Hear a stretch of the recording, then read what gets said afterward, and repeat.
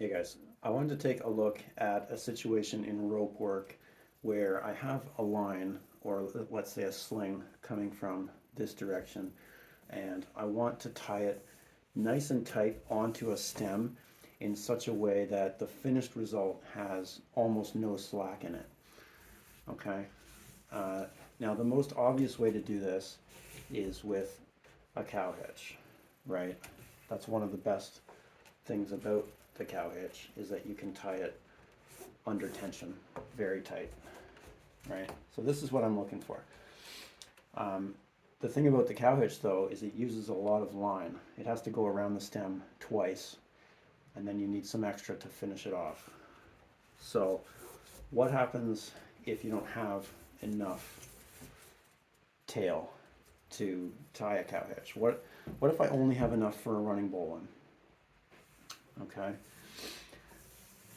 So if you've ever tried to tie a running bowline nice and tight, what you'll realize is when you go to do the flip portion, it needs slack to do that. So your end result, when I tighten it up, you see I have this slack in the system. Okay. So the way that I get around that is what I call the redressed running bowline. Okay, so you just take your normal running bowline like this. Without untying it, I'm just going to redress it. So there's actually slack in the loop section here. Okay, so I'm going to take some of it, I'm going to push it into the bowline portion there, and then I'm going to pull it around the back, right? And then I'm going to pull it out the front.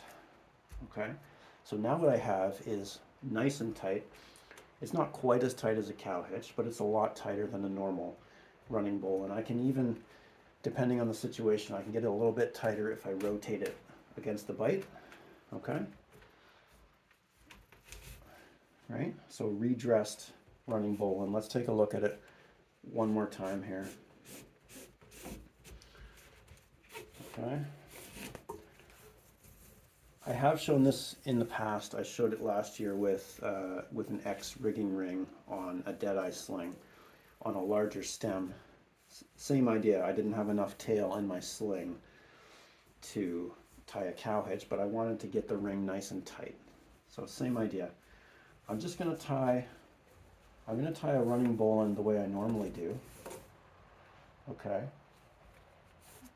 Knowing that it's going to end up with some extra slack in there. And then what I'm going to do is, without untying it, I'm just going to redress it.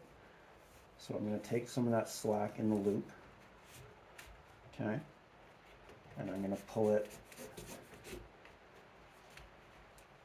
all the way around and back out, okay? So the redressed running bowline, hopefully that makes sense. Maybe that gets you thinking about other hitches, other knots, where you can tie it in one way and then redress it to get more of the result that you want because of the situation. But hopefully you can get some value out of it. Until next time.